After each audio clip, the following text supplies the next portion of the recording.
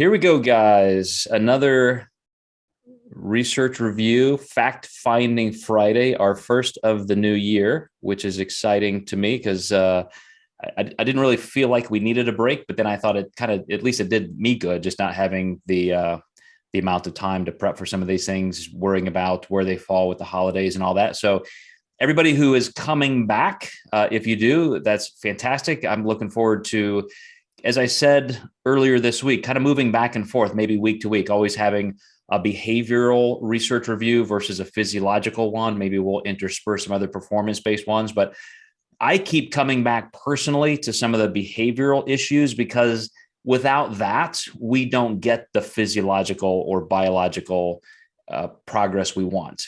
As people use axioms as it's all in your head or it's what's between the ears that counts. There's a lot of truth to the intent behind statements like that. And contentment is one of those places that I think seems almost very benign or as a non sequitur toward our pursuit of extreme training, extreme nutrition, extreme physique progress, all of those things. Like, what does contentment have to do with that? But as I was just saying off camera, in this industry, whether it's on the competitive physique sport side, the performative athletic side, or even people just trying to get their physiques, their bodies, their health where they want, there is often a ton of frustration. And there is sometimes some real pain involved in that it can even lead to disordered behavior. And at the root of that is, how can you have an aggressive goal and how can you be all in? How can you have that assertiveness and drive for that, but at the same time have a level of confidence and contentment? Again, it's two sides of the same coin, but they certainly appear to be the opposite. So also off camera, Dan was just saying that in our Mind Muscle Connection podcast, he thought that when Tyler and I talked about happiness and kind of the truth behind happiness, how we get there, that the happiness cult that we seem to have in Western countries, that there are deeper layers to that. And so I thought the same thing. I mean, that's almost why I went here, Dan. I had in the back of my mind when Tyler and I were going through that podcast, this is something I need. I mean, that was an exact thought in my head. I need to take this to the research review Friday session, but go deeper. And so I did look at just what is kind of that next layer. What's that foundational sentiment under happiness? Because happiness is, as I mentioned in my post, something that's very transitional. It's I'm happy or I'm sad. It's contextual, but contentment is just, this is who I am. This is more of a personality trait or a trait I've chosen to work on and adopt. And that can layer into every part of our lives. So interestingly, the study that I found, there were these two scientists, one from the University of Mexico, one from the University of Netherlands, and they actually had antithetical views on contentment. And there are a lot of surveys, a lot of research tools out there that people use, life satisfaction surveys, some very profound tools that are used through all of psychology and research and counseling even. And so these guys decided, let's get together and let's do a study to almost see who's right. I mean, this was almost like a throwdown between two scientists to see whose theories were right, because they both published a ton of work and books on the topics, but they disagreed. So let me read through this. I apologize it's so long, but there are just a couple clips from this that I think are really important. How do we assess how happy we are? One theory is that we compare life as it is with standards of how life should be. So there's that comparative analysis. In this view, happiness emerges from a cognitive evaluation that draws on socially constructed standard of the good life. Another theory holds that we would rather infer happiness on the basis of how well we feel most of the time. So I'm going to stop there. But these two guys, those are their positions. One of them says this is more of a cognitive thought process, and one of them says it's more of an emotion-based thing. And in defense of the guy who says it's more emotion-based, because I don't want you to think that that's giving humans a slight in terms of, they're just not using their brain. They need to be more neocortex focused. it doesn't matter what we should be, it matters what we are. And so if more people really do relate life satisfaction and contentment based on how they feel, then we need to take that into consideration, and we need to process that. Let me mute somebody there. Okay. So these two scientists, they get together, and again, both of them published in different aspects of this. The comparison theory, or what's also called the cognition theory, is when you're actually making those judgments between how you feel you are, or how your life is versus how you think it should be. And then the affect theory is just taking an inventory of how you feel. Were you happy today? Were you sad today? And I'm going to go a little bit deeper. I'll probably just kind of move along here because I don't want to get ahead of myself. But when you get into that affect theory, so they often describe it as hedonic, which is where we get the word hedonism. So it's just, again, I really don't want you to take this as an insult to people who kind of live their life this way, because this is somebody who has a real strength of living in the moment. They don't worry and have a lot of anxiousness living out too far. They don't necessarily have a ton of regret looking back. It's what we all need some of, to live in the moment, to be happy, and to think with our emotions. One of the things I want to bring up to you guys, and I'll just kind of preface it this way, and we'll come back to it later. Think back to one of the research reviews we did last year, where I looked at, actually two different research reviews. We looked at two different studies. I can't get to everybody here. Let me see real quick. Let me see who is. Okay, muted somebody else there. So we had two studies we looked at. One is that some people think all of motivation comes from what's in it for us. And there was a just seminal study that became a book, that became a movement, that for a lot of people, giving them motivation by some kind of earning. If you do this, you will get that. If you work really hard, you're going to be Mr. Olympia. That actually backfires for a lot of people. They're not wired that way. So that's one important thing to remember, that sometimes using that ambition to gain something isn't always how humans are motivated. Another thing to consider is that as we think that using our neocortex, using our ability to think and judge and being as cerebral as possible, there was a massive study that, well, I say massive, it was profound, in that they did functional MRIs looking at people's brains in real time. This was done through the moral psychology department at Harvard. And they showed that the people that make the right decision every time, the ones who don't eat that cookie when they're on the diet, the ones who don't have any stress or frustration making the right decision as it aligns to their goals, they're the ones who don't think. They're the ones who actually feel. They're the ones who have such a value-based attachment deep inside their emotional core that they simply say, I would not do that. I have made that decision once, and I am now not the person who does that, whether it's lying, stealing, cheating on your diet, just anything. Like, you've made that value-based decision and you made it once and it's over. The person who thinks about it and their neocortex is lighting up on an fMRI, it's like, well, I don't know, maybe if I get caught, or maybe I can get away with it. Maybe if I could track my macros this way, or maybe if I do an extra 10 minutes of cardio. The people who think through that every time they're struck with an obstacle, they're the ones who fail, not the ones who succeed. So I just want to make sure I have that out there, because I don't want you guys to think this is a slam dunk in one direction or the other, as we're trying to look at, is it truly emotion-based or logic-based when we're trying to get to the root of contentment? Let me just move on here. And some of these things will just make sense after that introduction. But when we look at the affect theory of contentment, oftentimes the way you would score this in a study is you're asking people, what their mood was. Were you happy? As I mentioned, were you sad? How often? How much of the day? These are people who tend to kind of be motivated to act. And so that's what I mean by they can make quicker decisions because they've already made that such a core value. But the other side of that is that sometimes they can make an impulsive decision because that decision has already been made. they may make it in almost every context, even when maybe some thought should be given. So that's where that gratification of needs sometimes comes in. Is there, if you are 100% based as just an emotion type decision maker, there are some cons to that as well. I didn't want to make that look like it was just the place we need to be, but there's certainly some things to learn from that moral psychology study. On the cognitive side, of course, we're comparative.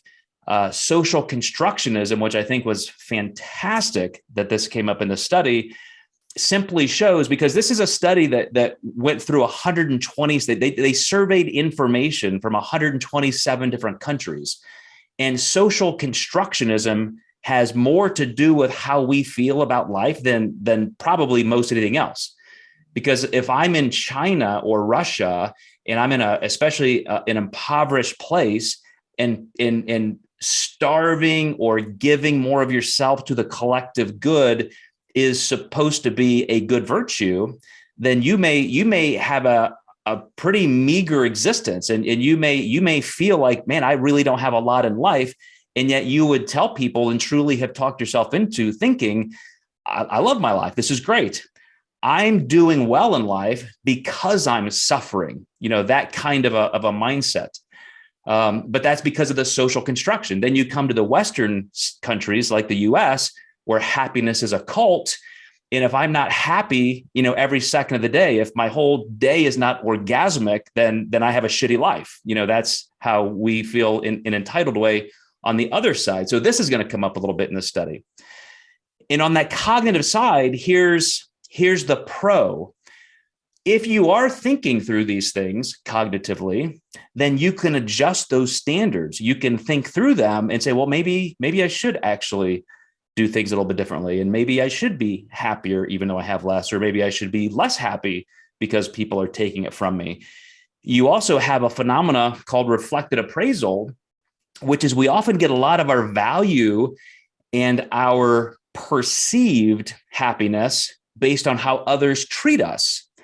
And so it's not always completely internal.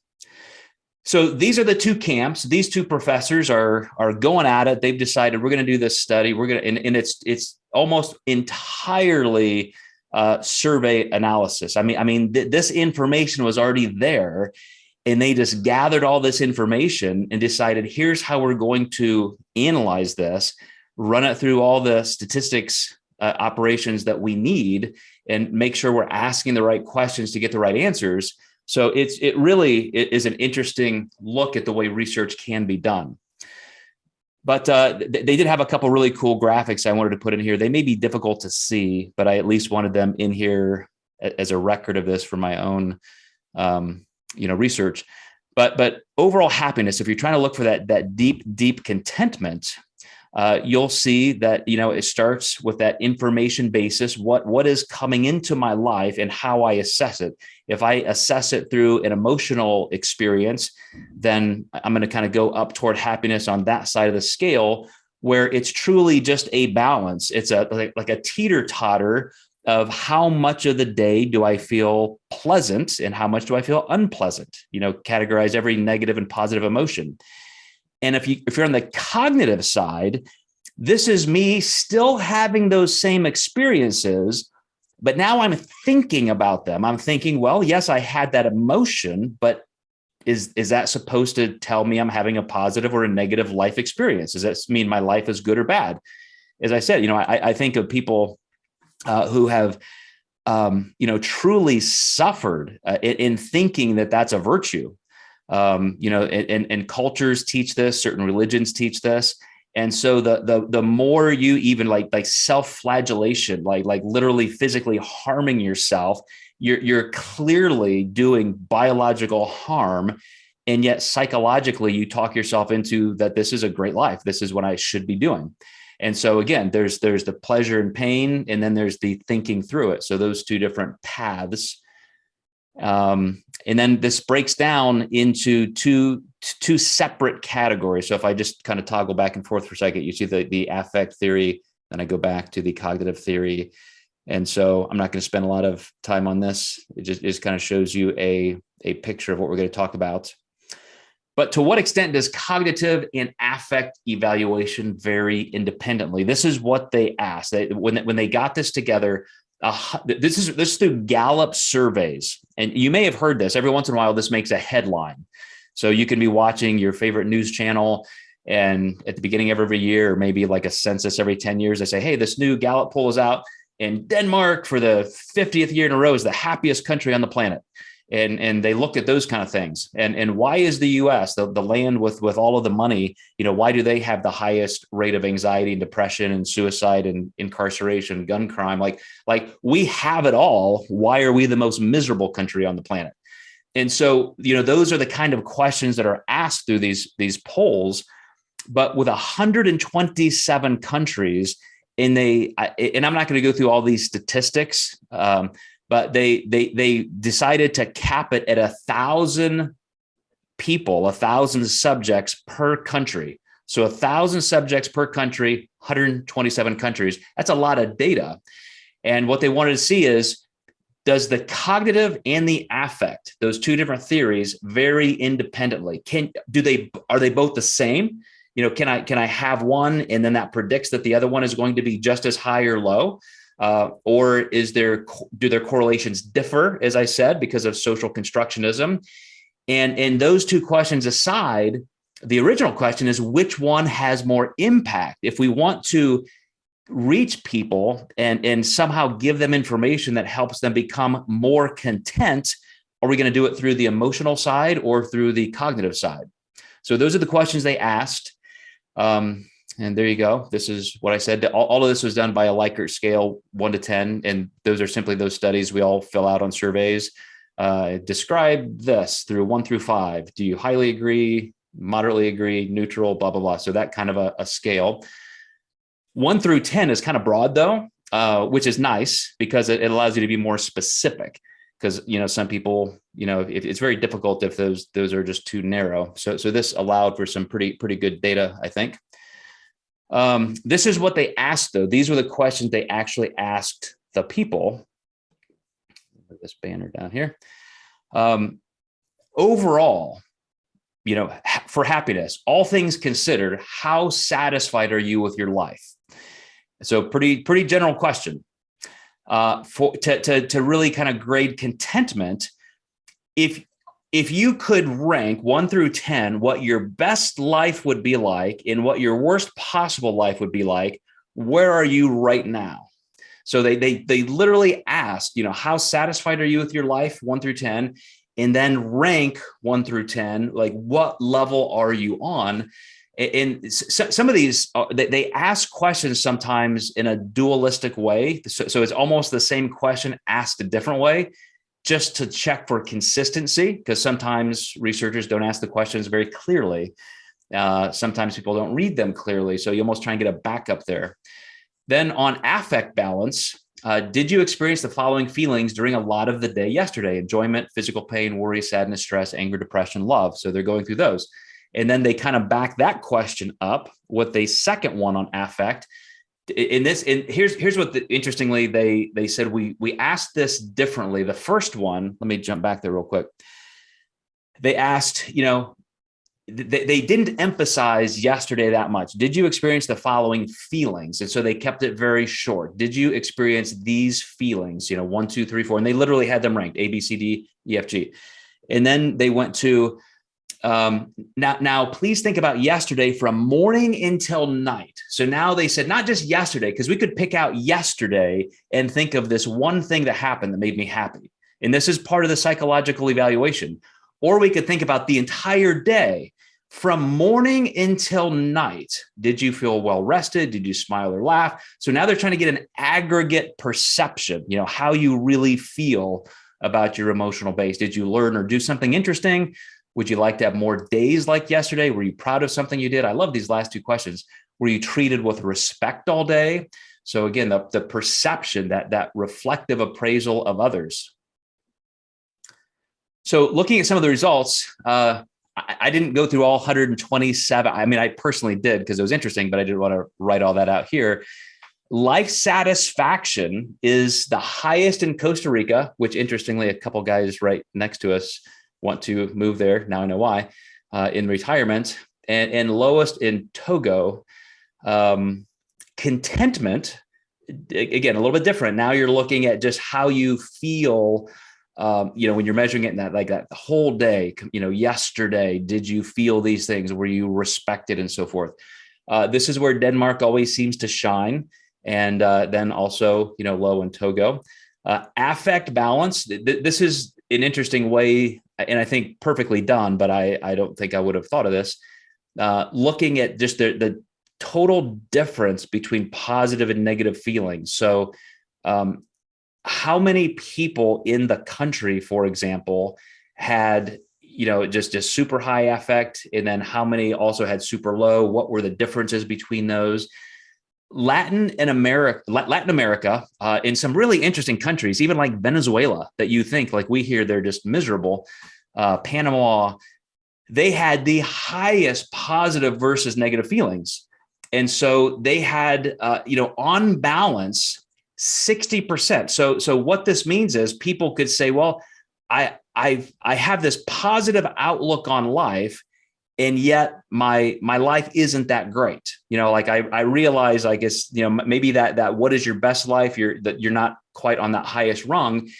And so again, like the people who were the most content and overall happiest were in some of these countries that don't have the greatest amount of resources. And this is what's interesting. Out of 127 countries, every single country still had a higher positive than negative, meaning that this is a lot about us as a species. I mean, people starving in Ethiopia, even though they had the smallest spread, 11%, it was still 11% on the positive side, where they were still very hopeful and found something to be happy about in their lives. Again, I mean, not that you would want to live there. It's still the least life satisfaction of those 127 countries, but it was still slightly tilted toward the positive. This will come out a little bit in some of the stats here next.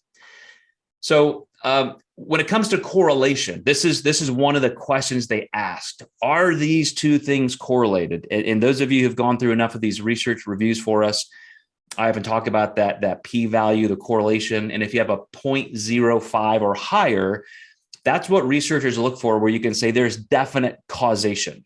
So if this, then that. And if you can get that p-score up to 0.05, you can say that's definitely a cause of that. So life satisfaction and contentment. So if you can say, I am truly satisfied with my life, and all things aside, even the little negative things and so forth, I have a high degree of contentment. That correlates pretty high. It's not high enough to be causal. I don't think 0.85, anybody would say that's causal, but there's definite connection. And then when you look at life satisfaction and affect, so this gets now into more of the emotion-based thinking. I guess that's kind of a juxtaposition, but the emotion-based assessment, it's not nearly as correlated. So this is where it kind of starts making sense.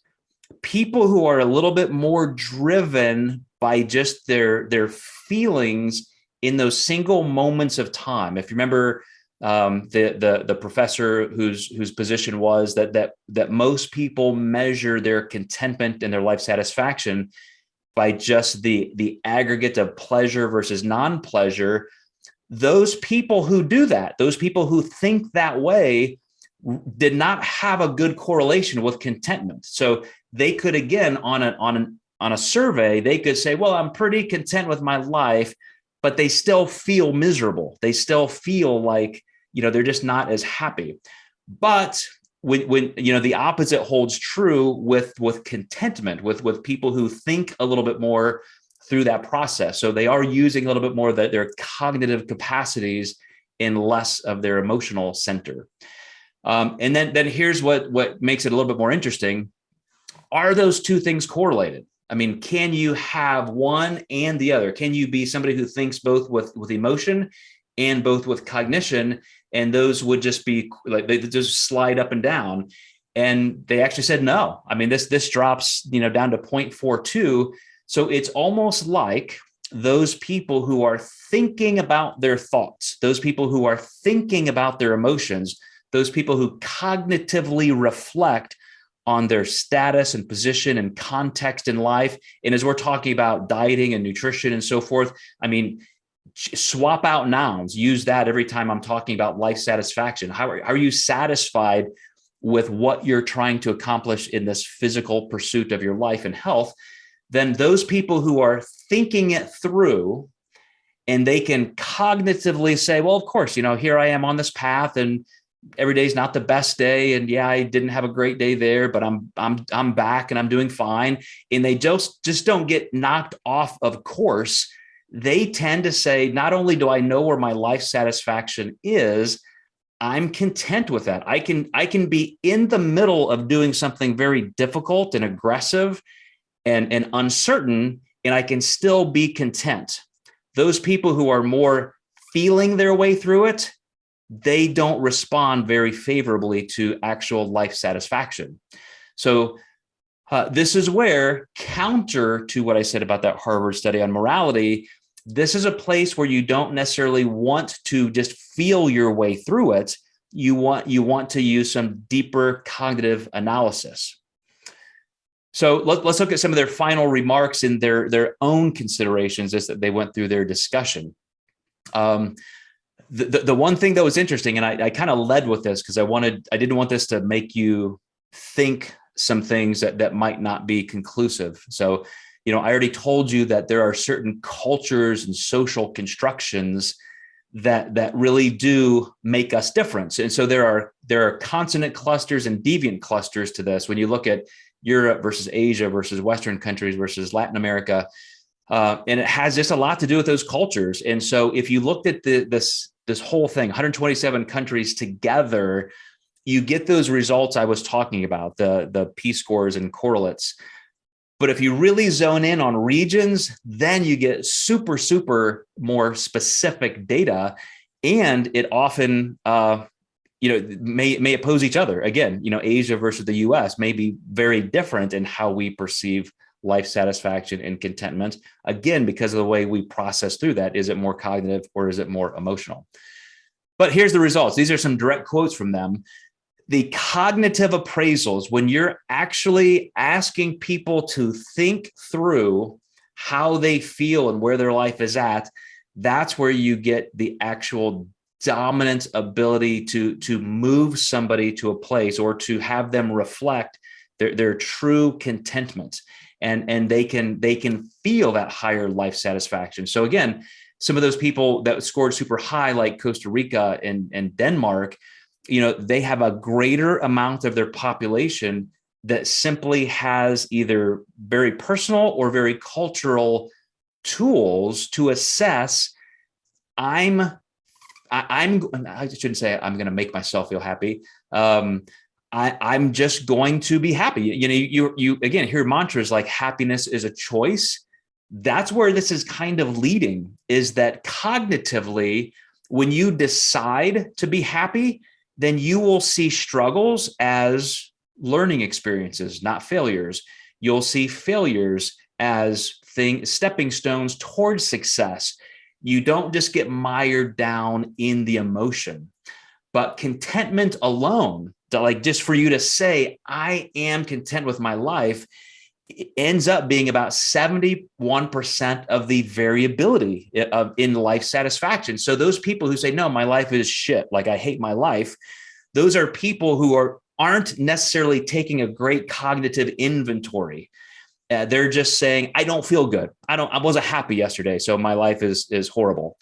And, I talk about this a lot because it's certainly a core value to me. But as soon as somebody says something like that, like this is awful or this is horrible, my first thought is always, compared to what? Compared to what? Half the world's going to go to bed hungry tonight. Half the world, is still in abject poverty. The life expectancy 100 years ago was still in the 40s and so forth. Look at all these things that happen. Your life is so horrible compared to what? And that assumes that you're going to have some cognitive level of appraising your life. And this really gets down to my point. I'm gonna go through some of these things. These are some of their discussion points, and then we're gonna open it up to talk about ourselves. But cognitive and affective evaluation of life are related, but they're different. I hope I made that clear in the last couple of minutes. Half of the countries show a high correlation between the two, but the other half of the countries kind of diverge considerably. So they've really talked themselves cognitively into being able to be happy, even if they don't have the most amazing life as you or I may compare it, materialistically especially. No countries are content in spite of feeling miserable, but some countries feel good while still being discontent. I know my life isn't the greatest, but I'm okay. Like, I'm making it. I'm going to get there. I have hope. Affective experience dominates. Okay, this is really, really interesting. I totally forgot about this point once I started today. I've surprised myself with this slide. Affective experience dominates cognitive evaluation when affect is super low, almost zero. So I'm going to ask you guys a question. Have you heard this statement challenged in research? Money doesn't make you happy. We've all heard that phrase, right? Money doesn't make you happy. Research shows money definitely makes you happy, up to $78,000 a year in US currency if you're a US resident. That's a couple years old, that stat. But what they showed is if you don't have enough to pay the bills, you don't know if you're going to get kicked out by your landlord tomorrow. You don't know if your daughter's going to go to bed crying tomorrow because she's hungry. You're not going to be happy. You are not going to be happy. When means are that low, it's very difficult. And people, when they say that the primacy of affect is baseline, that's when that correlation shows up the strongest. When affect is super, super low, when you are so miserable that you just can't even see up, you can't even cognitively imagine a better life, then that one professor was actually right. His scale of looking at people, how they assess just pleasure versus pain, unpleasant versus pleasant thoughts. If you're on that bottom rung, that's how you measure life. It's just a true reflection of Maslow's hierarchy. If that's where you are just trying to survive, then that's your existence. It's how good I can feel or not.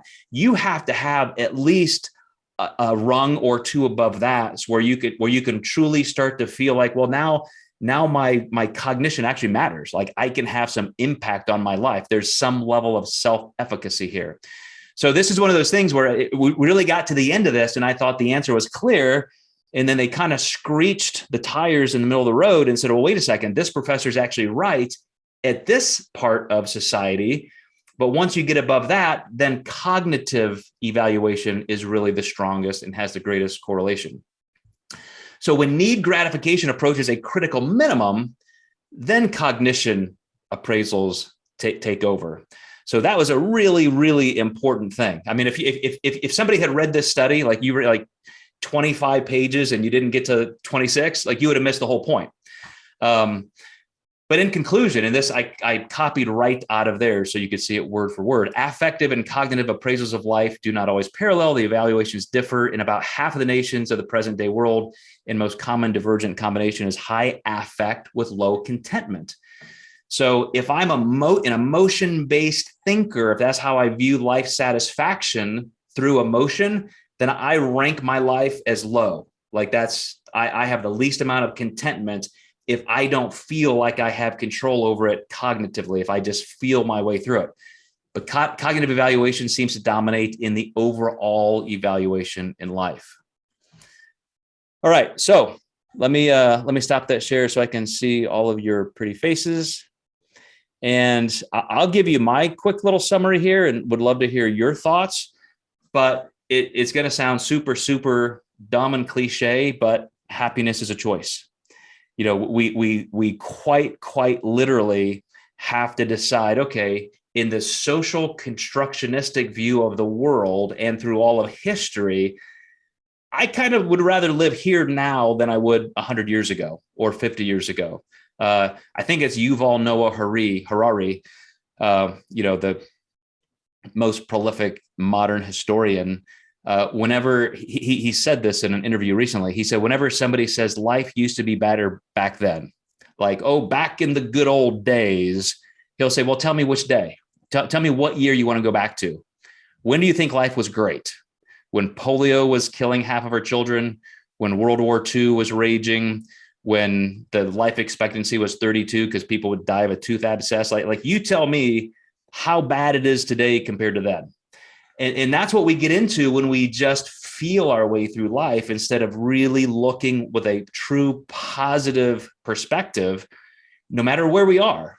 And as it relates to our pursuits and those of our clients, those of us who are coaches, I mean, sometimes we need that reminder for each other. And I don't mind, punching my clients in the face sometimes with information like this once in a while.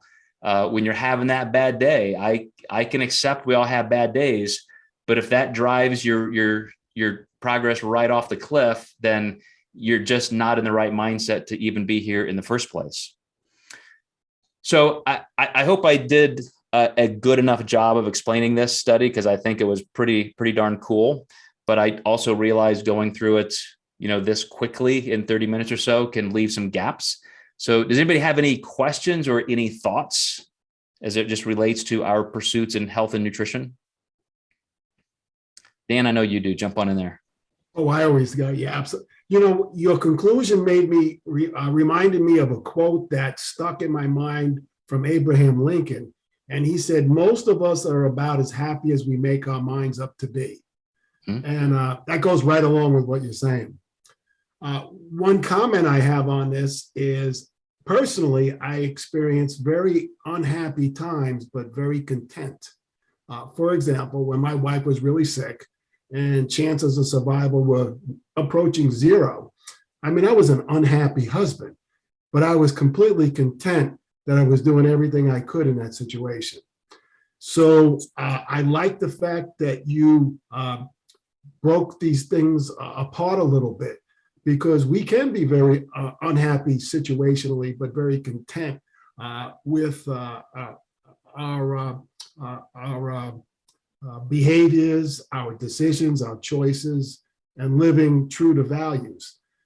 So I found that very enlightening, and I found that important for people to understand from a health and physique point of view.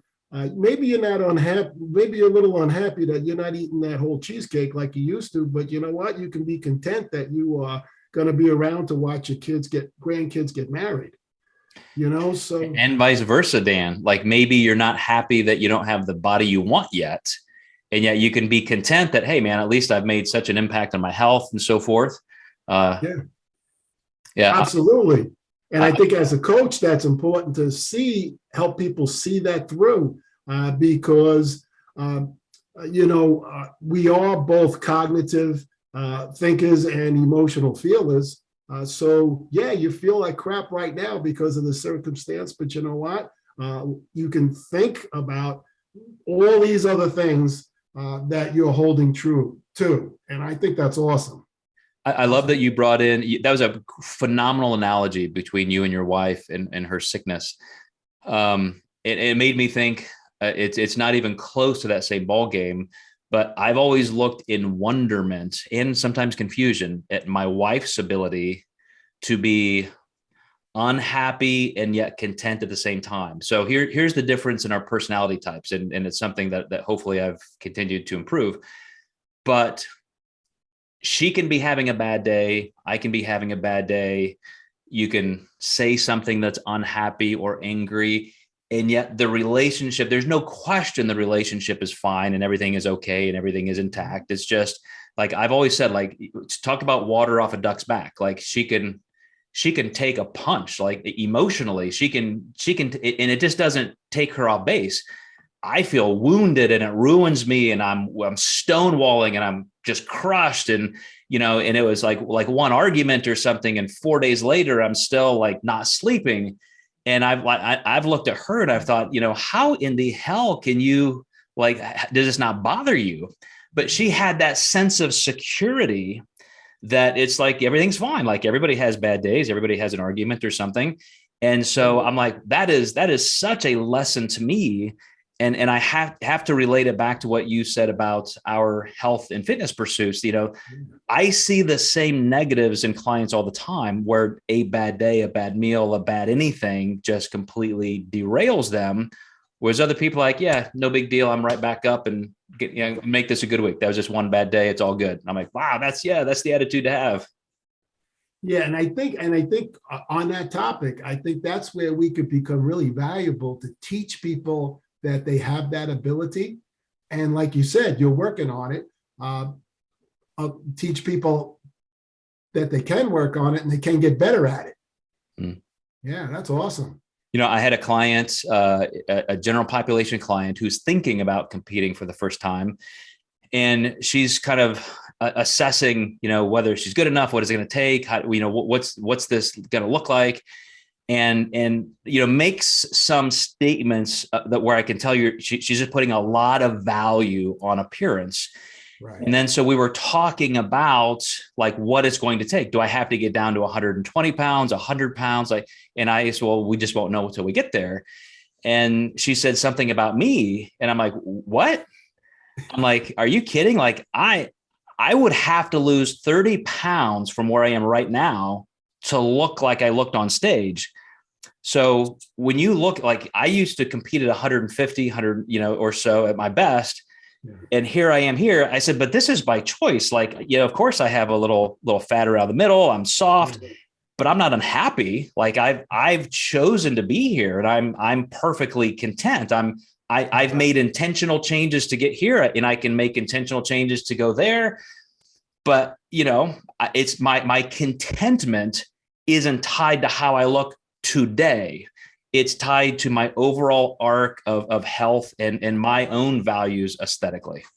Yeah. And I heard you speak about this person before, and I think that she could be setting herself up for a huge disappointment. Because, as a competitor, I go in there to win, and I don't always win, but when I lose, why did I lose? All right, he was better, but I still walk out of there feeling I did it. I competed. I did my best. And if somebody's going to go into physique sports and thinking I'll be crushed if I lose, I think that's dangerous. That could be very dangerous. And the same thing true for just a general pop person. Oh, if I can get down to 140, then I'll be happy. Well, maybe not. Maybe not. Yeah, your happiness is not necessarily tied to that. Yeah, it really, really is complicated, and I think that's why when I said off camera, when you talked with Tyler about happiness, I was like, well, man, we got to go deep. We got to go deep into this one. This is critical, because all those little decisions, somebody insulted me, for example. Your example was great. Somebody insulted me at a business meeting, so I go out and I eat, overeat, and then all of a sudden I back to my old pattern, for example. That's where we really have to come in and teach people that, you can think about how you feel and decide. Yeah, true. Yeah, and decide. Go ahead, Kevin, jump on in there. Two things I wanted to mention or to add to, because I absolutely would agree with what you've said, Dan. And of course, it makes complete sense, the whole assessment and analysis of what you presented to, Joe.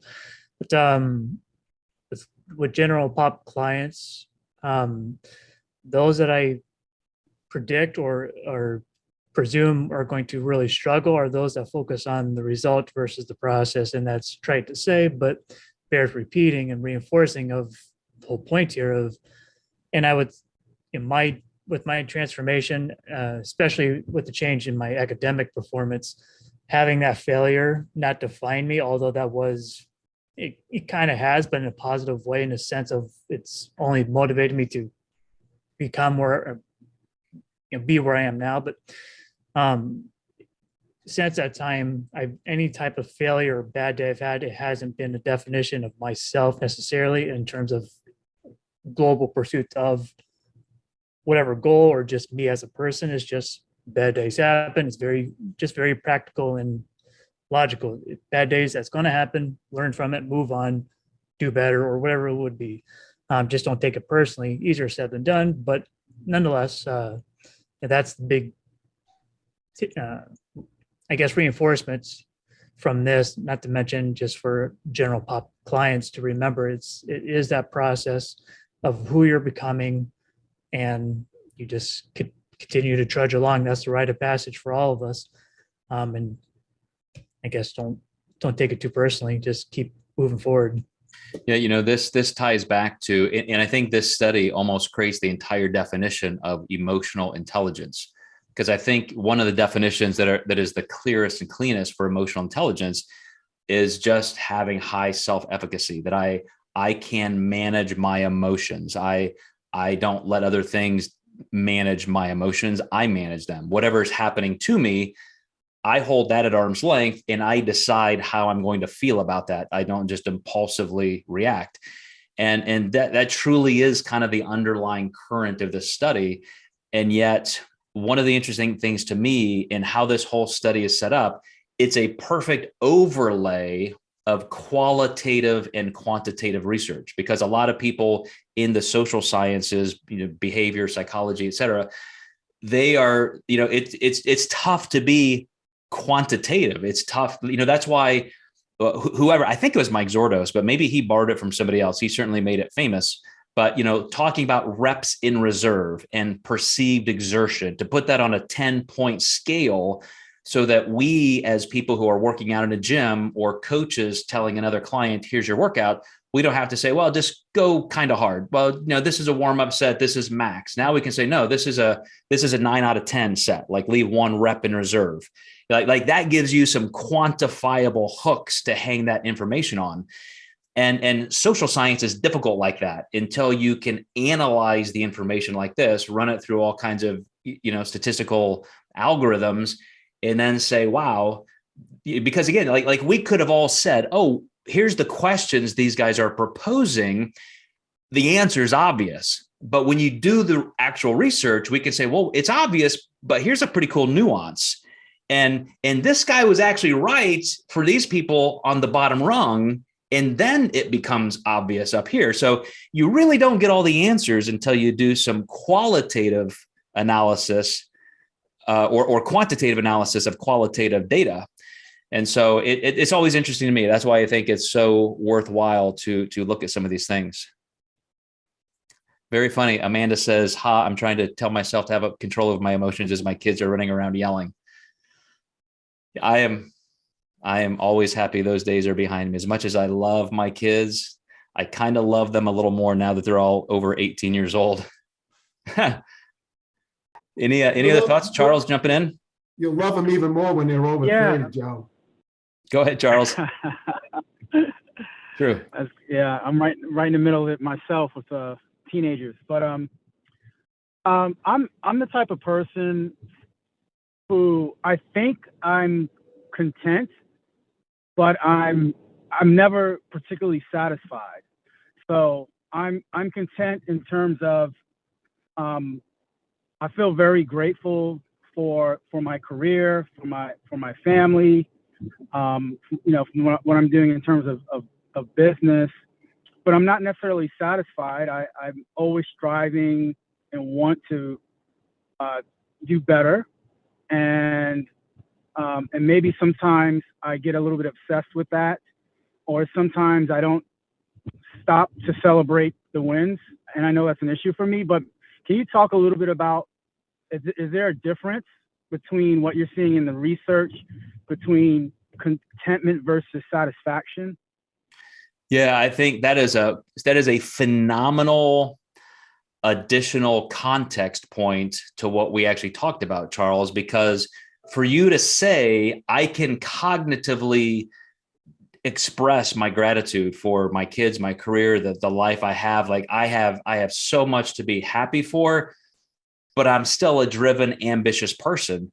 That's exactly what this study is showing, is you're in that high efficacy group where your life satisfaction, probably is a strong correlation. So you're up in that P score of 0.85. I have high life satisfaction, and I assess that cognitively.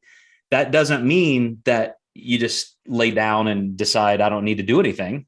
That's not even part of the equation. I would argue that it takes somebody with that high level of emotional intelligence to both be happy and still go create happiness for yourself and other people. That's the measure of a truly emotionally intelligent person, is when you have the empathy to want to bring people along with your happiness. Matter of fact, there is other research to show that when people have it all and everybody else has nothing, like income inequality in the United States is the worst it's ever been. Even the people at the top are not as happy. Like, they're happier when everybody has enough. And so I think, I know I'm getting a little bit off base there, but that shows that as long as we're in pursuit of the right things for the right reasons, like let's say for me, my goal is, or my goal was, my goal was to be the quarterback of the Dallas Cowboys. Like, that was when I was 9, 10, 11 years old, my whole room, I painted Dallas Cowboys stars by hand on my wall. Everything in my room was Dallas Cowboys. I was going to take over for Danny White. And that didn't happen, but I'm still pretty happy. I still have, to this day, an enjoyable athletic outlet in my life, even though I didn't make that particular goal, didn't get that win. And so I think that's just I think you're a great picture of that personally. I know I don't know you, super well. We haven't, had a lot of personal time together, but what you're describing, I think, is dead on where we should be. But maybe somebody else can jump in and address that.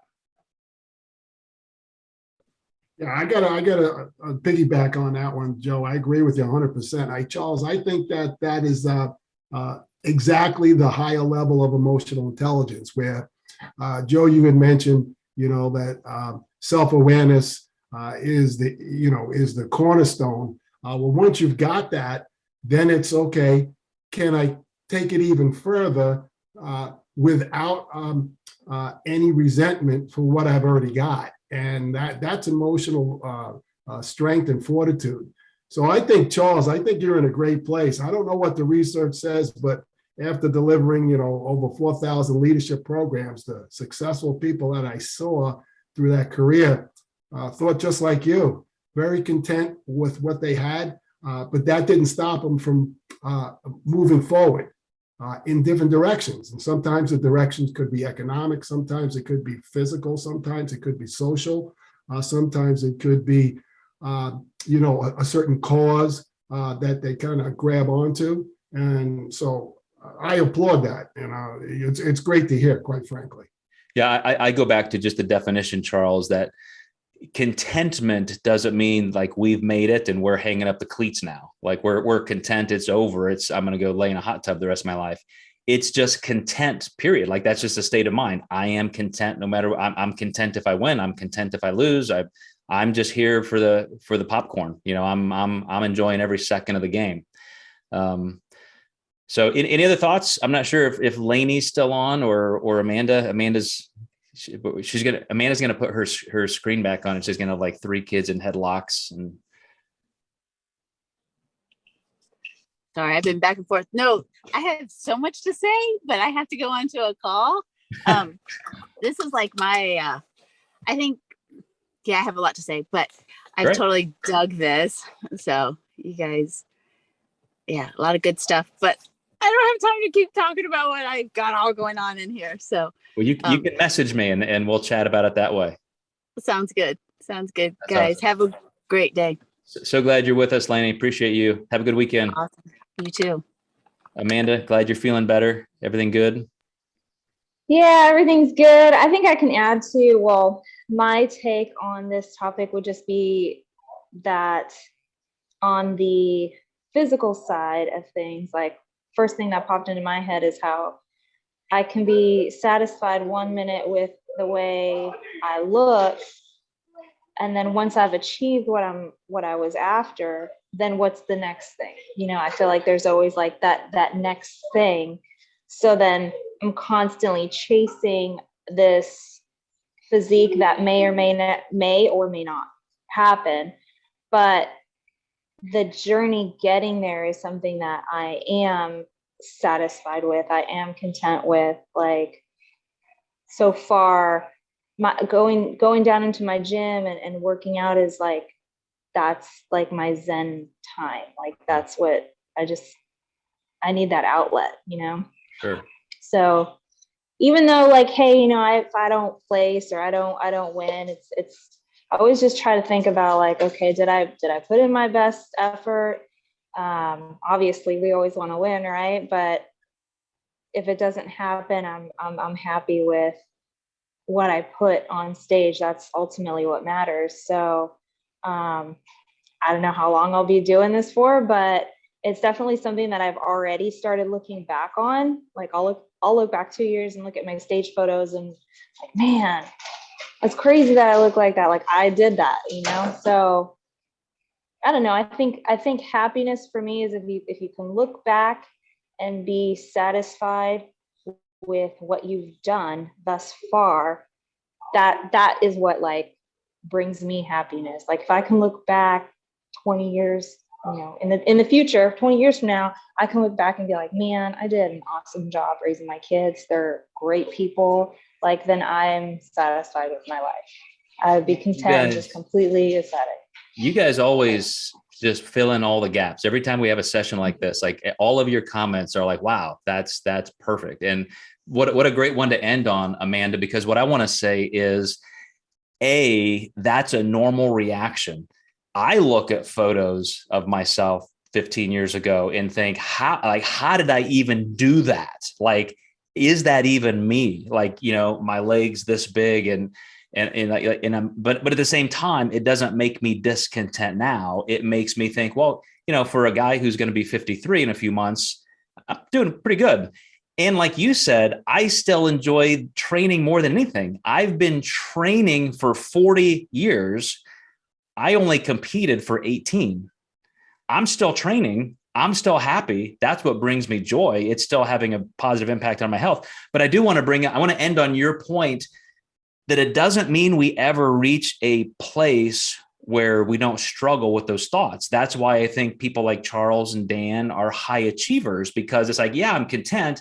Yes, I can find the joy and the gratitude in what I'm doing, but I'm sure as heck going back in the ring today for another fight, and I'm going to give it hell. Like, I can be content and still be on the front lines. And I think it's like this. It's the most surprising thing to me ever as a coach of physique sport athletes, and it doesn't happen often, but it's amazing when it does, is for a client to be texting me, and after all of that prep and peak week and all of this work, and like, Joe, coach, I got 5th place. I made a top 5. I love it. Because 99 out of 100 other texts I get from clients are, I didn't win. This is shitty. I feel awful because I didn't win. So for somebody to not win and still find joy in the process in where they did find the outcome, it's like, wow, that is a lesson to me as well, because I'm like these guys who like to win everything.